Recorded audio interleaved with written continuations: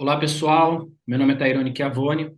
Eu sou pesquisador do Grupo de Trabalho em Inteligência Artificial do Laboratório de Políticas Públicas e Internet, mais conhecido como LAPIM.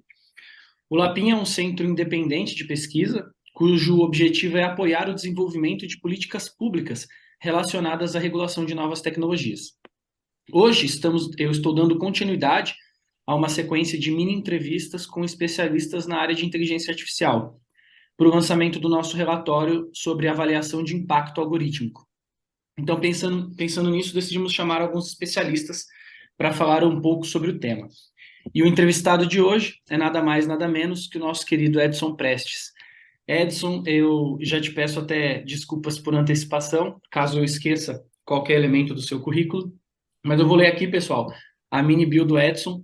O Edson, que é professor titular do Instituto de Informática da Universidade Federal do Rio Grande do Sul. Ao longo da sua carreira, ele vem atuando em iniciativas relacionadas à área de robótica, ética, padronização, inteligência artificial e atividades humanitárias na academia, indústria e organizações multilaterais. Entre os destaques, podemos citar Edson, que o Edson é membro do painel de alto nível em cooperação digital do secretário-geral das Nações Unidas, membro do grupo de especialistas ad hoc em inteligência artificial e ética da Unesco, que elaborou a recomendação sobre ética da inteligência artificial. Membro do Conselho Global sobre o Futuro da Inteligência Artificial no Fórum Econômico Mundial e presidente do Grupo de Padronização I3E, RAS 7007, Ontological Standard for Ethically Driving Robots and Automation System.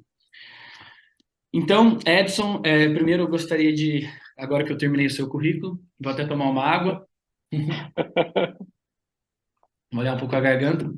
Bom, Edson, primeiro eu gostaria de agradecer muito a sua presença e dizer que para o Lapin, só de você estar aqui participando conosco dessa sequência de mini entrevistas é uma grande conquista para a gente, para o lançamento desse nosso relatório sobre avaliação de impacto algorítmico.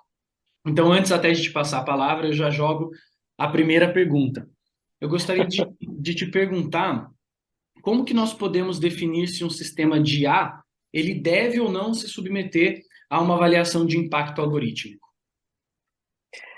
Muito obrigado, Tairone, pelas gentis palavras. É um grande prazer participar dos eventos organizados pelo Lapin. Eu tenho um carinho muito grande pelo Lapin e pelas pessoas que correspondem ou representam o Lapin. Em relação à tua primeira pergunta, né, a gente tem que pensar no seguinte: o sistema de inteligência artificial, ele vai ser um sistema que vai interagir no mundo real. Tá? Vai interagir com pessoas, vai interagir com a sociedade, vai interagir na indústria? Se a resposta for sim, então nós temos que fazer uma avaliação de impacto.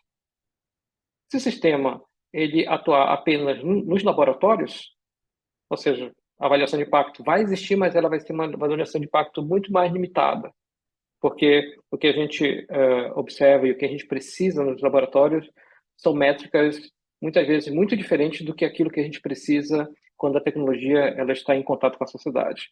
Por exemplo, é muito comum a gente prestar atenção em fatores como precisão, acurácia e assim por diante, dentro dos laboratórios.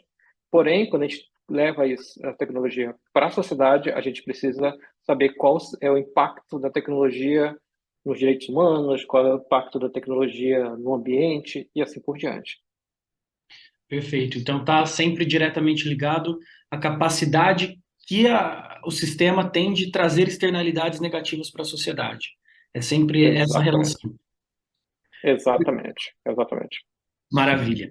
Então, agora, lá vem a segunda pergunta. Bom, eu gostaria de que você me falasse como que você avalia a participação de terceiros no processo de elaboração de uma avaliação de impacto algorítmico.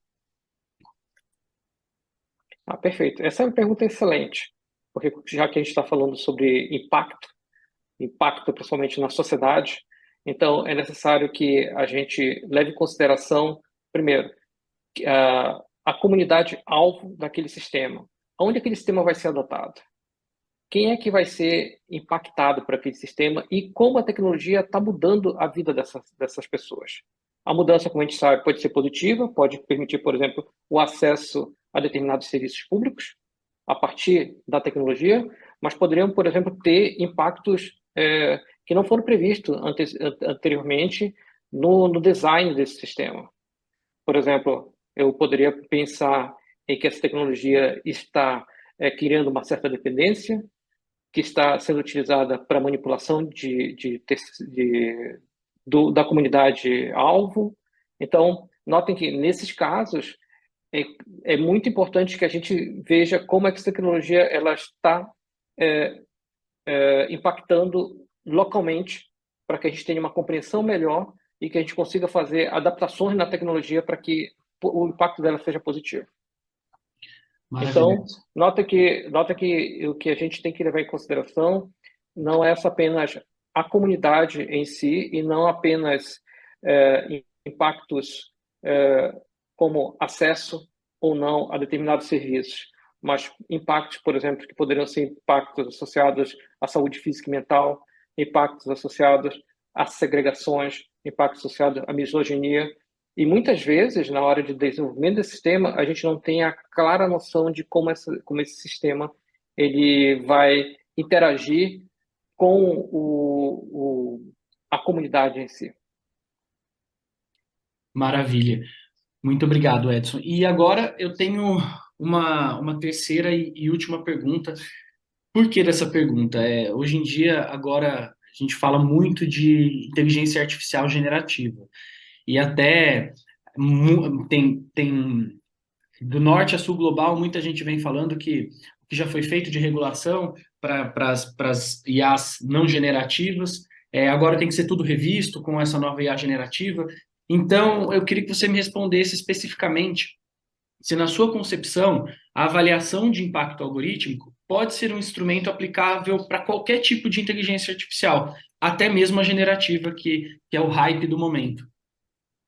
Sim, certamente pode ser aplicado para qualquer tipo de sistema de inteligência artificial, porque as perguntas vão ser quase as mesmas.